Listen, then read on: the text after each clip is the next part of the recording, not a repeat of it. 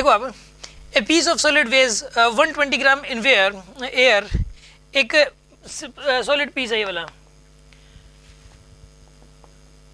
इसका मास कितना है यहाँ पे 120 ग्राम है इन एयर। ये 120 ग्राम वेज है, ये वेज है, मास दे रखा है, वेट नहीं है ये, दिस इज द मास, मतलब लिख दिया बस इसने वेज, मतलब मास की मेजरमेंट हो रही है यहाँ पे, वेट की मेजरमेंट नहीं हो रही यहाँ पे। वेज का मतलब ये नहीं होता कि मतलब वेज का मतलब ये नहीं होता कि वेट बताया जा रहा है, वेज का मतलब होता है मेजरमेंट की गई है, मेजरमेंट की गई है ये वाली। इसका वास्तव में जो वेट है, वास्तव में इसका जो वेट है वो तो है डब्लू, मान लो इसका वेट है वो है 120 डिवाइडेड बाई 1000, ये तो इसका वेट है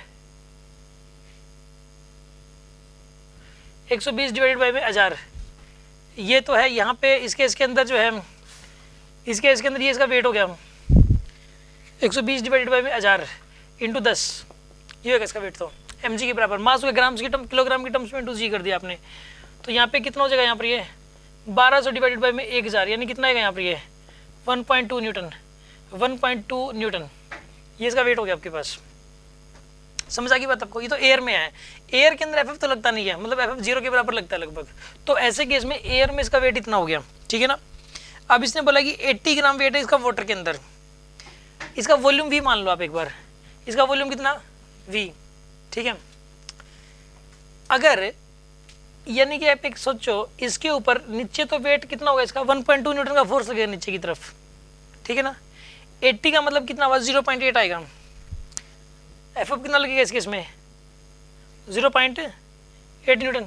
जब 120 ग्राम था तो 1.2 न्यूटन आया, तो जब 80 ग्राम है, सॉरी 80 ग्राम तो टोटल है इसका 0.4 न्यूटन लगेगा ऊपर, यानी कि नेट वेट कितना आएगा इसका, डब्ल्यू वेट इन वाटर कितना आएगा, वेट इन वाटर ये आएगा कितना आएगा यहाँ पर, ये 0.8 न्यूटन आएगा, क्योंकि एफ कितना लगा 0.4, मतलब ये हुआ कि अगर इसका वॉल्यूम जितना है उतने वॉल्यूम की एक पानी की बॉल होती, जितना वॉल्यूम इतना है उतने ही वॉल्यूम की अगर वाटर की बॉल होती, तो उसका जो mg होता, उसका जो वेट होता वो 0.4 होता, मानते हो ना। एफ हमेशा कितना लगता है, एफ पता हूँ मैं आपको कितना लगता है, इस बॉडी का जितना वॉल्यूम है उतने ही वॉल्यूम का वो लिक्विड ले लो जिसमें वो डूबी हुई है, जैसे पानी में डूबी हुई है, तो इसका जो वॉल्यूम है इतने ही वॉल्यूम का पानी ले लो, उसका जो वेट होगा ना उतना एफ लगेगा हमेशा ही। समझ आ रही है बात आपको?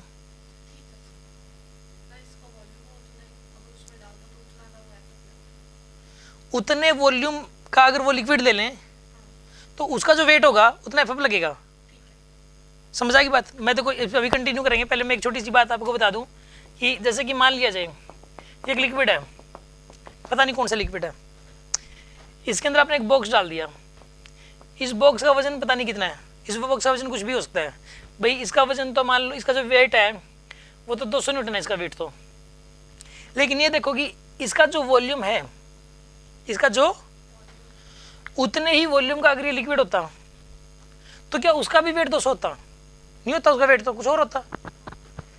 जितना इसका वॉल्यूम है उतना ही वॉल्यूम, अगर उतना ही वॉल्यूम का ये लिक्विड होता है ये वाला, ठीक है ना, तो उसका वेट कितना होता? क्या 200 होता उसका वेट? नहीं होता उसका वेट, उसका जो वेट होता उसका वेट कुछ और होता, उसका वेट जो होता उसका वेट जो होता उतना एफ लगेगा। समझ आ गई बात आपको? उतना एफ लगेगा। अब मुझे एक बात बताइए, इस केस के अंदर यहाँ पे जो है ना, इस केस के अंदर सुनो आप,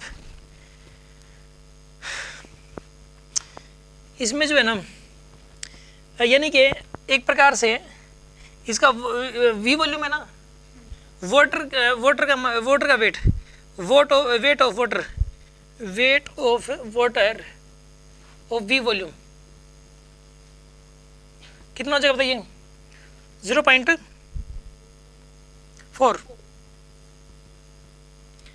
0.4 होगा, मानने कि नहीं मानने?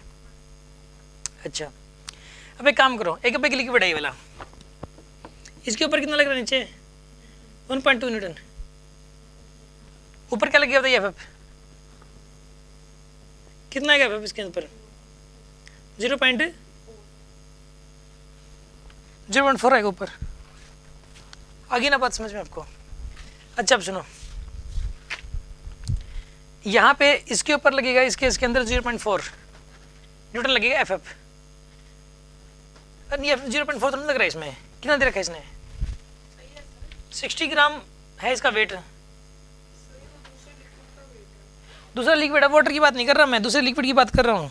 60 ग्राम इन लिक्विड, 60 ग्राम का मतलब कितना हुआ, इसका वेट कितना है? तो यहाँ पे अभी भी कितना लगेगा? तो वेट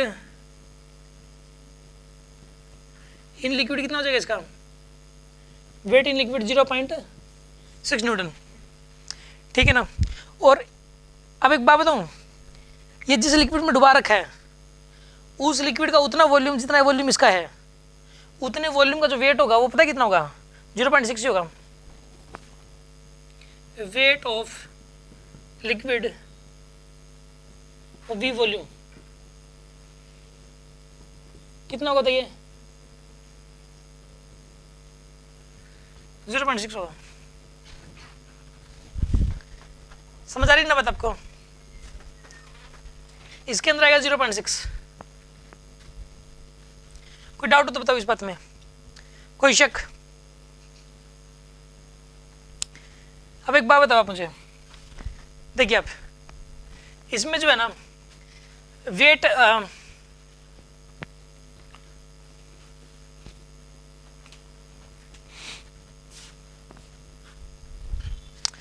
मुझे एक बात बताओ, इसमें पूछा क्या? देखो इनका जो है ना वेट सबका पता लग गया, सबका वॉल्यूम वी है। देखो यहाँ पे तीन चीजें हैं, तीन चीजें। एक तो ये सॉलिड है, इसकी डेंसिटी रो एस, डेंसिटी क्या इसकी? एक ही पानी है, यहाँ पानी में डूबा हुआ है, ये पानी में डूबा हुआ है, इसलिए यहाँ पे मैं रोवेल लिख रहा हूँ, यहाँ पे लिख रहा हूँ रोवेल, क्योंकि उसमें सॉरी वाटर में डूबा था रो डब्ल्यू, और इसकी डेंसिटी रोवेल। यहाँ पे लिक्विड में डूबा हुआ है, यहाँ किस में डूबा है? लिक्विड में डूबा हुआ है, इसकी डेंसिटी रोवेल। यहाँ डूबा हुआ है पानी में, इसकी डेंसिटी रो डब्ल्यू, और ये यहाँ पर एयर में ही है, ठीक है। अच्छा एक बात बताओ आप, इस सब्सटेंस का जो मास है, ये जो सब्सटेंस है इसका वॉल्यूम वी है, इसका वॉल्यूम क्या है? वी। इसका वॉल्यूम वी है तो इसका मास कितना एयर में? 120 ग्राम, ठीक है ना। एयर के अंदर 120 ग्राम यानी कि 1.2 न्यूटन इसका वेट है।